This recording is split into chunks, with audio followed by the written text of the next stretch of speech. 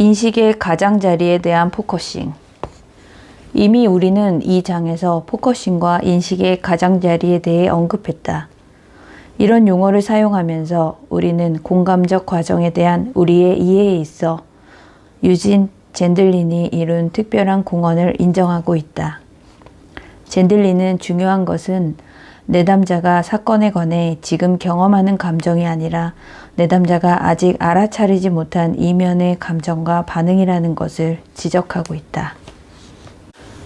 깊은 반영에 의해서 이미 우리는 이면의 감정이 얼마나 중요할 수 있는지 보았다. 때로 그런 감정은 현재의 표면적인 감정과 양립하고 또 추가될 수 있다. 그러나 또 다른 경우에 이면의 감정은 표면에서 경험되는 것과 정반대일 수 있다. 예를 들어 한 내담자는 어떤 사건에 대해 표면적으로 공손한 묵인을 보일 수 있지만 동시에 완전히 인식하지는 못해도 내적으로는 격렬한 불만을 가질 수 있다. 또 다른 때는 이면의 감정이 표면적인 감정과 양립하지도 않고 그 반대도 아니다. 하지만 대신에 사건을 바라보는 데 있어 완전히 새로운 방식을 만들어낸다. 예를 들어 표면적으로는 효과적인 결정을 내리는데 어려움을 보이는 것이 상실에 대한 강한 두려움을 감추는 것으로 드러나는 경우가 있다. 이러한 모든 경우에서 이면의 감정에 대한 인식은 진전을 위해 중요하다. 젠들린은 우리의 표면적 감정 이면에 있는 것이 항상 적절하게 감정 자체로 설명될 수 없다는 것을 지적하면서 한층 더 진전을 이루었다. 가끔 그것은 감정보다 덜 명확하고 덜 강렬하며 감각이라고 기술하는 것이 더 낫다. 그것은 답답함, 음울함, 추락, 막힘, 끓어오르는 느낌, 부드러움, 따뜻함과 같은 감각일 수 있다. 젠들린은 알고 있는 것과 알지 못하는 것 사이에서 존재하는 인식의 가장자리에 대해 이야기하기 위해 감각 느낌이라는 용어를 사용했다. 알고 있는 것은 사건에 대한 내담자의 표면적인 감정과 다른 행동적 반응인 반면 알지 못하는 것은 모든 종류의 보다 깊은 수준의 감정 및 과거의 사건과의 연합 혹은 미래에 대한 열망을 포함하고 있다. 알려진 것은 이미 이용 가능하지만 알려지지 않은 것은 알려진 것에 초점을 맞추는 것으로는 단순히 이끌어낼 수 없다. 대신에 알려진 것과 알려지지 않은 것 사이에 존재하는 인식의 가장자리에 적절하게 집중하는 것이다. 단순히 알려진 표면적 감정에 집중하는 것은 단지 이전 상황으로 돌아가는 것일 수 있지만 인식의 가장자리, 감각, 느낌에 포커싱하는 것은 알려지지 않은 것을 향한 문이 될 수 있다. 글상자 4-3에서 두 번째 상담자는 내담자를 로저스가 말했던 연습된 내용에 머물게 하는 대신에 현재의 인식의 가장자리에 집중하도록 불러들였다. 내담자와 함께하는 공감적 여정에서 상담자는 흔히 내담자가 말한 내용과 그에 따른 감정에 주목할 수 있으나 전적으로 내담자와 함께한다는 것은 주제에 대한 내담자의 감각, 느낌에 대해서도 상담자가 주목하며 확인하고 있다는 것을 의미한다. 한 방법에서 다른 방법으로 가는 쉬운 움직임이 글상자 4-4에 묘사되어 있다. 글상자 4-4 내담자의 감각 느낌에 주목하기. 상담자: 우리가 마지막에 만난 이후 아주 많은 계획을 세웠군요. 내게는 그것 때문에 당신이 흥분한 것처럼 보여요. 그런데 그게 당신이 느끼는 전부인가요? 당신이 당신의 계획에 대해 생각해 볼 때 느껴지는 다른 것은 없나요? 내담자: 침묵. 아니요. 전 다만 흥분돼요. 그리고 정말로 변화가 생겼으면 하고요. 침묵. 그런데 오랜 침묵. 다른 것도 느껴져요. 점점점. 그렇지만 그건 매우 불명확해요. 그건 어떤 얼굴과 상체를 비튼다. 상담자. 어떤 답답함인가요? 내담자. 네, 답답함. 조이는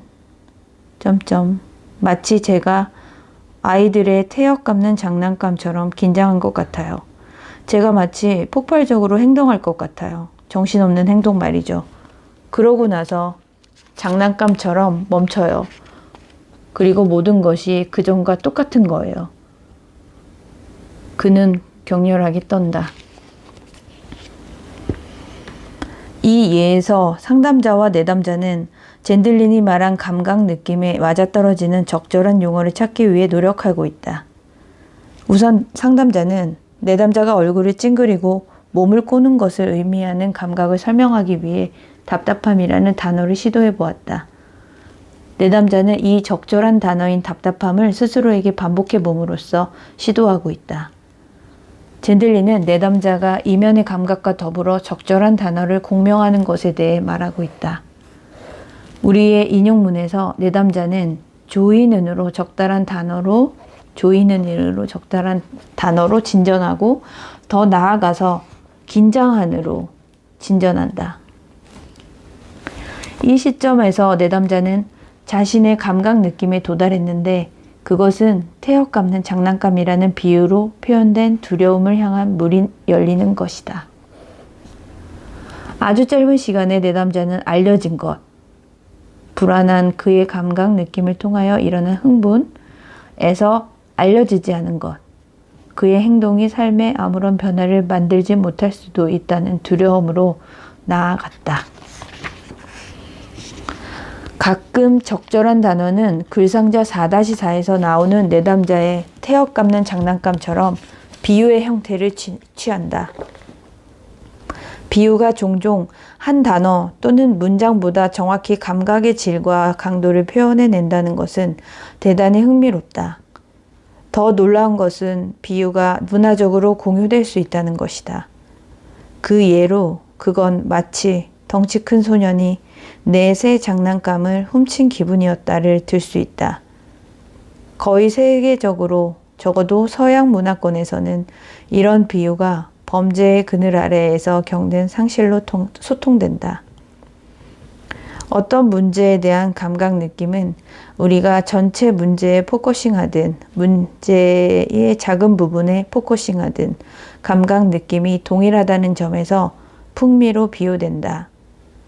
감각 느낌의 이러한 성질에 관하여 글상자 4-5에서 설명하였다. 글상자 4-5 감각 느낌의 풍미. 이 인용문에서 내담자인 도널드는 때때로 그의 아내와의 관계에 관한 대화에서 단절 상태를 겪고 있다. 상담자는 관계에 대한 그의 생각을 넓고 일반적인 용어가 아니라 그의 아내와 함께 당면한 휴가라는 단지 관계의 한 측면에 집중하도록 만들었다. 이 하나의 작고 구체적인 부분에 집중하는 것을 통해 도널드는 아내와의 관계에 대해 자신의 감각 느낌의 풍미를 볼 수 있었다. 도널드. 나는 헬렌과 내가 정말로 잘 지낸다고 생각해요. 우리는 결혼 생활에서 많은 것을 완벽히 이루었고 아이들도 충분히 행복하게 보입니다. 아이들이 커서 집을 떠나기 때문에 아마도 우리는 함께 더 많은 것을 할 수 있을 거예요. 상담자, 당신이 함께 하게 될 것 중에 하나는 휴가를 같이 보내는 것이죠. 나는 당신이 20년 이상을 살면서 둘만이 함께 휴가를 보내는 것이 이번이 처음일 거라고 말했던 것을 기억합니다. 휴일에 관해 곰곰이 생각하면 무슨 느낌이 드나요? 아마 그것에 관해 잠시 집중해 볼 수 있겠군요. 도널드, 잠시 침묵. 도널드는 의자에서 경직되게 일어선다. 나는 두렵고 걱정되고 그건 무서워요.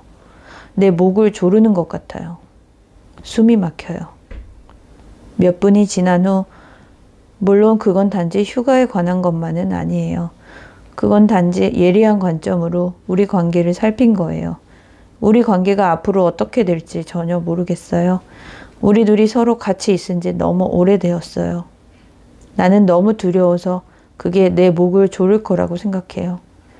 아이들이 있을 때 우리가 세워두었던 규제가 그 애들이 없는데도 여전히 남아있어요. 건강한 게 아무것도 남아있지 않아요. 상담자가 내담자에게 경청한다는 것은 내담자의 감각 느낌을 반영해주며 그가 그것을 들을 수 있도록 노력한다는 것이다. 내담자는 상담자의 말을 곰곰이 생각해보고 어디까지 그것들이 자신의 감각 느낌에 공명하는지 알아본다. 종종 내담자가 자신의 말을 스스로에게 재진술하는 것이 도움이 된다. 그 단어들이 그의 감각 느낌과 어떻게 공명하는지 알기 위해 소리내어 단어들을 말하는 것처럼 내담자가 자신에게 얼마나 자주 그 단어들을 반복할지는 실로 흥미롭다. 아마도 그 단어들을 반영하고 있거나 혹은 그 단어들을 향상할 수 있다. 올바른 적절한 단어를 찾았을 때 내담자는 감각 느낌에서 오는 말의 반향, 괄호 이미지나 용어, 괄호 닫고 으로 인해 긴장이 이완되는 것을 경험한다. 실제로 자주 내담자는 깊게 숨을 내쉬거나 말을 통해 이완을 표현한다. 젠들리는 또한 몸이 응답하는 것에 관해 언급했다. 이것은 내담자가 자신에게 말한 것과 그의 실제 감각 느낌의 존재 사이의 반향이 분명하게 없을 때 적용된다. 내담자가 침묵하며 그의 감각 느낌에 접촉하려고 노력하다가 아니요, 난 즐겁습니다. 라고 말해버리는 경우의 예시가 글상자 4-4에 있었다. 이런 말은 이전의 증거에 따르면 명백히 그의 감각 느낌과 일치하지 않는다. 자신에게 이렇게 말할 때 그의 신체는 일치되지 않음에 대한 반응을 보일 것이다. 때때로 이것은 갑작스러운 긴장이나 잘못된 것 같은 강렬한 느낌으로 경험된다. 이 응답하기는 많은 놀랄만한 병행하는 상응 현상이 있다.